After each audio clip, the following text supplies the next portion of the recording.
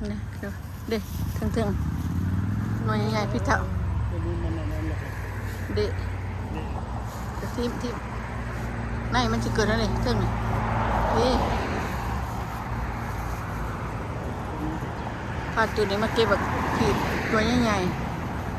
เราก็ต้องเป็นนั้นออกมาเดือดยัง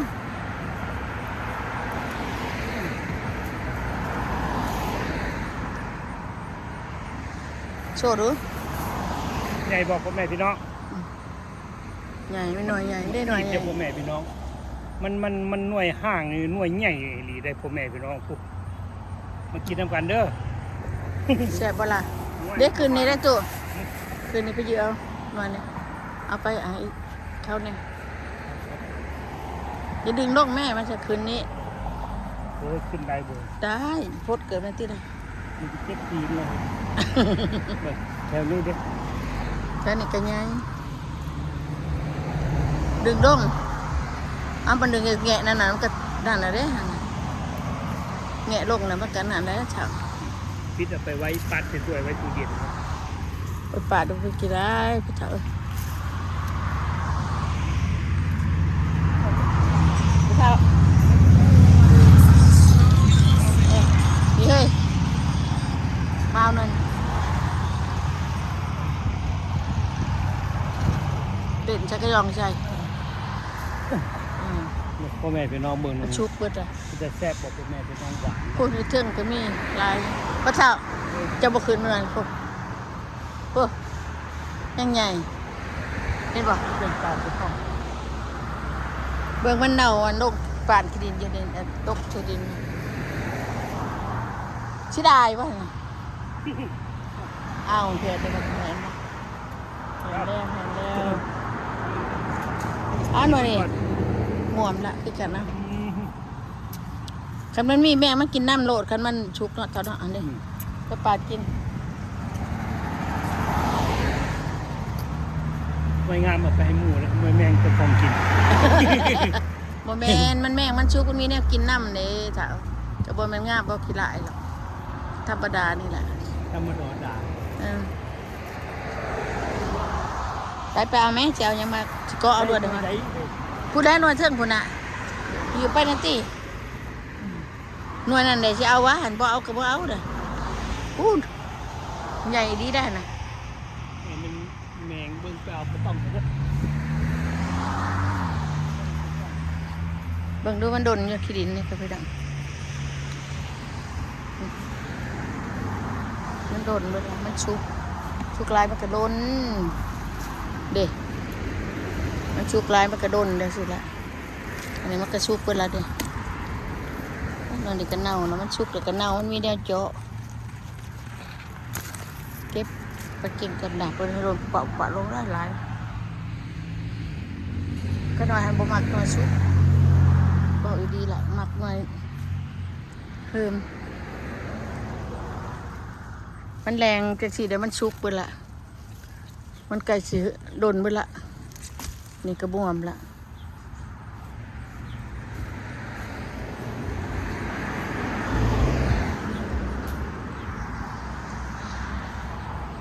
เป็นสวนขน้อยนะกลางนอกถั่วก็มีตะกวงกินเอาไหมเอาไหมก็เอาก็ลงมันแข็งบ่ล่ะได้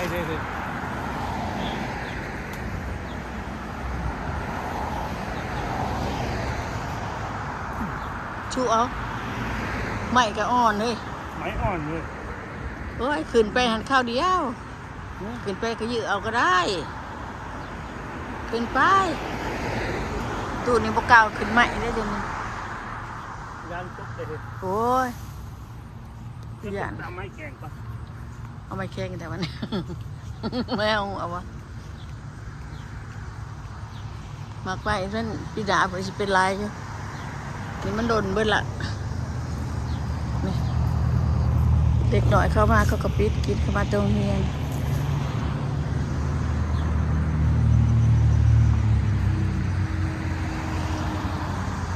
ประกาศข่อยเนี่ย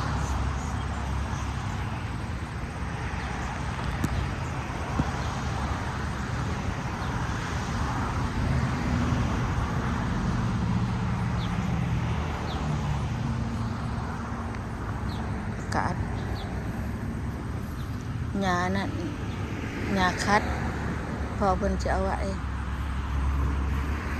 หญ้าคัดหญ้าค่าโอ้ยอันนี้บ่ใหญ่ดอกอันนี้มันอยู่จังซี่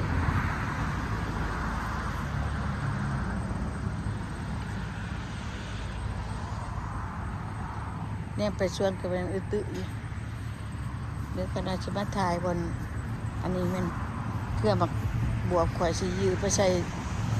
สวนเขาเจ้าเวลาบวบบักน้อยมันบักบวบอันนี้เราบ่ให้ยือไปใส่ต้นไม้เขาเจ้าได้เขาไปในสวนเจ้าของอันนี้มากงูเหี่ยวอะยังคำว่ามาเบิ่งเรื่อยๆแล้วขนมกระเดียนมันยือไปใส่ต้นไม้เขาเจ้านี่ดอกอันนี้ตั้งกันใช่พี่น้องหลายๆค่ะของข่อยพระยาแรไปพัดมาเอาเด้อพี่น้องเด้อ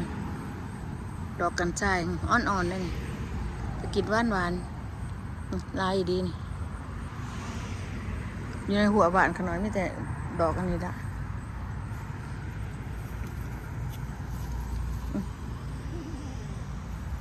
ถือว่าเธอเท่าต่อได้บ่มีข้างในมีแต่ดอกพักตั้งใช่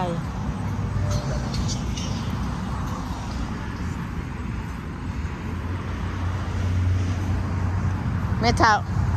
มือเจ้ามาฆ่านี่กันมือเจ้ามาฆ่าอยู่นี่ตายได้บ่ได้ดอกอันนั้นนะมือได้นี่ฆ่าอยู่มันหมดมาแบบนี้มันก็ซอยบ่ได้แล้วอันนี้บักหน้าบักพักเกลือเดียวหมุนคือจะได้ราคายาพันธุ์กระบี่อยู่ไหนคนเดียวเดี๋ยวหญ้าหวานจ้อยไว้ต้มกินมันแห้งยาคัดเป็นบาดเป็นแผล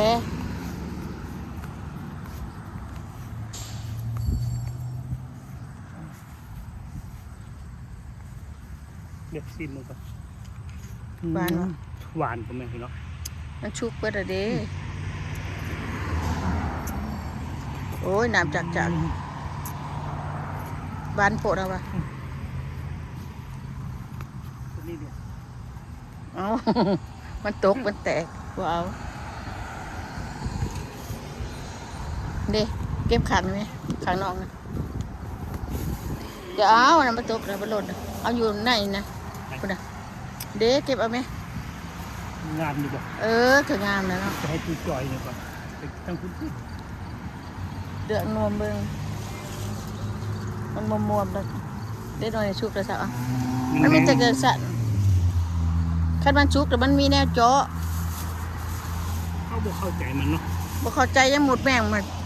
โตซัดปัตยาบ่แม่นอยากแต่ห้าวเลยงามมันแต่ว่าคือดีแล้วที่เดี๋ยวไปบ่มก็แดดแต่อะไรเนาะเก็บเอาแม่นี่ด่ะเมื่อได้มันเอาเก็บถิ่นนั่นรถนี้อะไรครับโอ้หน่วยใหญ่ปะทะมันคิดกันเป็นแมวเน่าได้ด้วยที่มันคิดกันเป็นเน่าบ่ได้หดหนามหดในมันเลยเน่าให้เน่าคิดกันบ่ได้เก็บให้เด็กน้อยจุนนี่นะเพื่อนแม่ถึงหัวนี่นะว่าอย่าเขาไปในฮะบ้านชวนเขาก็เก็บสักหน่อยแม่เขาเก็บยันเขาบอกเอาว่าบอกเป็นแม่เขาคิดไปเขาบอกแม่งมันก็บอกเป็นแม่งยังหมดมันกินมันหวานมันก็กินแม่ง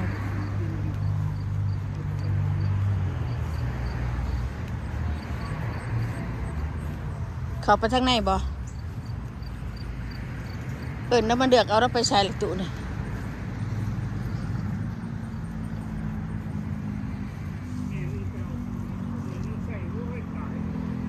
อันใดเฮ้ยตายปะ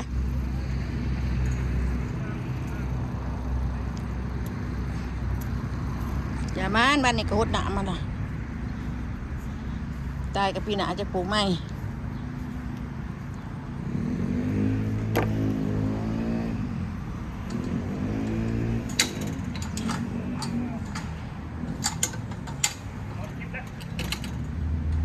พักก่อน